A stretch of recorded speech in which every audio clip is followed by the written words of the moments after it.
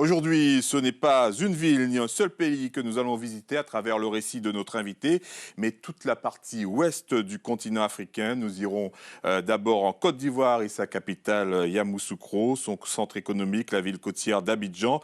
La Côte d'Ivoire, ce sont des stations balnéaires, une forêt tropicale et un patrimoine colonial français et près de 18 millions d'habitants. Nous parlerons également du Sénégal, point d'attache de notre invité d'habitude, Dakar, sa capitale, l'île de Gorée, d'où partaient les esclaves comme main-d'œuvre pour les puissances coloniales. Le Sénégal, c'est plus de 16 millions d'habitants. Et notre invité, il est avec nous.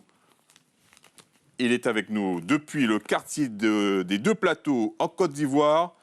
Bonjour Nicolas Négoce. Bonjour Eddy, bonjour à tous. Alors, on vous connaît, votre visage n'est pas inconnu. Vous êtes journaliste, grand reporter, correspondant en Afrique de l'Ouest, francophone pour la BBC World News. Avant de parler de vos missions en Afrique de l'Ouest, dites-nous d'abord comment vous avez atterri sur le continent africain. En fait, je crois que c'est un rêve d'enfant qui est devenu réalité grâce à la télévision, la chaîne de télévision panafricaine Vox Africa, pour laquelle j'ai travaillé étant basé à Londres de 2008 à 2011. Et j'ai eu l'opportunité de venir ici même à Abidjan dans le cadre de la couverture de l'élection présidentielle de 2010. Vous êtes en Afrique depuis 2010, vous venez de le dire. Vous avez beaucoup changé de camp de base depuis votre arrivée, la Côte d'Ivoire, le Congo, la République démocratique du Congo. J'ai l'impression que pour vous, c'était d'abord un retour aux sources. Tout à fait, c'était un retour aux sources qui s'imposait. Je me rappelle que j'ai commencé ma carrière de journaliste au sein du quotidien France Antilles. J'ai salué tous mes anciens collègues justement de France Antilles. Et il y avait un projet de mission avec la vie des abîmes en Côte d'Ivoire, un projet qui n'a pas fonctionné. J'ai eu le visa, j'ai attendu le billet, il n'est jamais arrivé. Et grâce à Dieu, en 2010, j'ai eu l'opportunité de venir couvrir l'élection présidentielle et je n'ai plus jamais voulu quitter le continent. Donc je me suis retrouvé au Togo pendant 2 ans, en République du Congo pendant 3 ans et ensuite au Sénégal. Nicolas, il vous fallait vous imprégner du continent et de ses populations pour ensuite vous lâcher complètement dans votre métier de journaliste? Je pense que oui. Je pense que la diversité culturelle du continent, toutes les rencontres que j'ai pu effectuer, les différents types de reportages, c'est parce que dans le cadre de mon travail, je m'occupe surtout de politique, de société, mais c'est aussi très important pour moi de mettre en valeur les entrepreneurs, les artistes. Donc un jour, on peut me retrouver en interview avec un président de la République et le lendemain, avec la vendeuse d'arachides. Et tout cela, ça forge, tout cela, ça forme, et tout cela, c'est enrichissant. Avant l'Afrique de l'Ouest, il y a eu l'Angleterre. Avant l'Angleterre, vous l'avez dit, il y a eu la Guadeloupe. Et la Guadeloupe, vous êtes d'ailleurs passé par chez nous, Guadeloupe la première également. Ce sont toutes ces expériences qui font qu'aujourd'hui, vous êtes celui que vous êtes? Oui, je me sens totalement épanoui. J'ai encore beaucoup de choses à faire, beaucoup de choses à réaliser.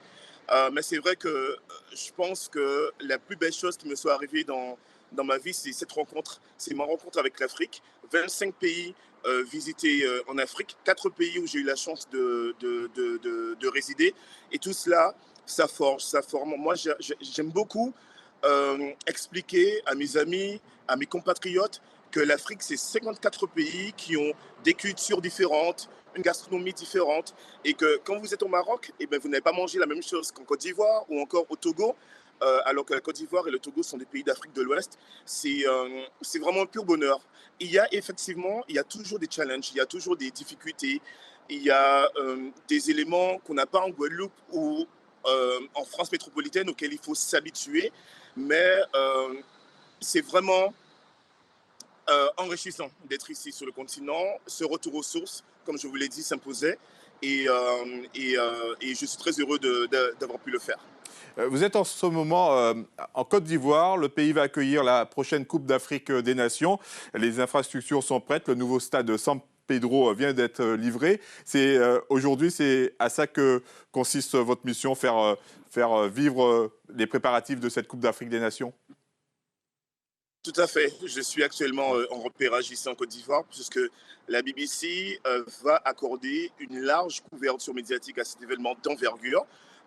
Donc, nous aurons des collègues de Londres, du siège de la BBC ou encore de Johannesburg qui vont tous se retrouver ici entre le 13 janvier et le 11 février, date de mon anniversaire justement, et date de la finale de la CAN, dans le cadre de cette compétition très attendue par les Ivoiriens. Les supporters espèrent que les éléphants, c'est le surnom de l'équipe nationale, vont pouvoir s'imposer à nouveau cette année. Depuis que vous travaillez en Afrique, votre vision du monde, elle a forcément changé, Nicolas. Elle a forcément changé. Il y a eu beaucoup d'interrogations, il y a souvent de l'introspection parce que c'est un peu obligé. Je suis souvent pris à partie par rapport à ma fonction de journaliste ici, dans les pays que je visite, par rapport à notre neutralité, par rapport aux sources. Ça a été très compliqué pendant la période du coronavirus de venir dire aux Africains de relater les faits. On était souvent jugé comme parti pris. Lorsqu'il y a aussi des élections en période électorale, c'est aussi très compliqué. Donc, on se rend compte il faut lutter chaque jour, lorsqu'on est journaliste, avec les fake news, avec la désinformation, avec ces nouvelles qui se propagent facilement avec WhatsApp. Et là encore, c'est un challenge. Et c'est en parlant, en discutant, en échangeant avec la population qu'on se rend compte comment il faut voir les choses et choisir la meilleure manière de faire passer l'information. Quelle similitude retrouvez-vous entre ces pays d'Afrique de l'Ouest et la Guadeloupe que vous avez quittée depuis si longtemps? Alors j'en trouve plein, je me sens vraiment comme à la maison et je vous invite, Eddy, à venir ici en Afrique de l'Ouest et vous verrez qu'il n'y a pas une grande différence. C'est-à-dire que, par exemple, au Sénégal, je peux faire 10 minutes à l'ouest, 10 minutes à l'est ou 10 minutes au nord, je me retrouve sur une plage. Et moi, j'aime beaucoup le Sénégal parce que je trouve qu'il y a cette chaleur, il y a les plages. Moi, je suis un amoureux de la mer et ça me rappelle beaucoup les Antilles. Ici, en Côte d'Ivoire, je me rappelle que ma mère a eu la chance de venir ici visiter la Côte d'Ivoire et elle me disait « J'adore la Côte d'Ivoire parce que ça vit la nuit ». Alors que vous savez que chez nous, en Guadeloupe, les grandes personnes, comme on dit, aiment bien être à la maison très tôt. Mais ici, ce qui a plu à ma mère, c'est l'ambiance, c'est l'atmosphère nocturne. Et il y a beaucoup de similitudes. On se ressemble, moi, quand je voyage en Afrique et que je dis oui, je suis ivoirien ou je suis sénégalais pour plaisanter. On me prend souvent pour un Congolais ou un Camerounais. Donc voilà, c'est pour vous dire, c'est très chaleureux, c'est très hospitalier. Au niveau de la gastronomie, il y a aussi beaucoup de similitudes. La musique avec Kizomba, Zouk, etc. Voilà, on est éloigné et en même temps, on est très proche. Merci beaucoup, Nicolas Negos. Merci. On va vous suivre sur vos différentes plateformes, sur la BBC World News. Merci en tout cas d'avoir été avec nous en direct depuis la Côte d'Ivoire. Merci beaucoup. Merci, Eddy. Merci à tous.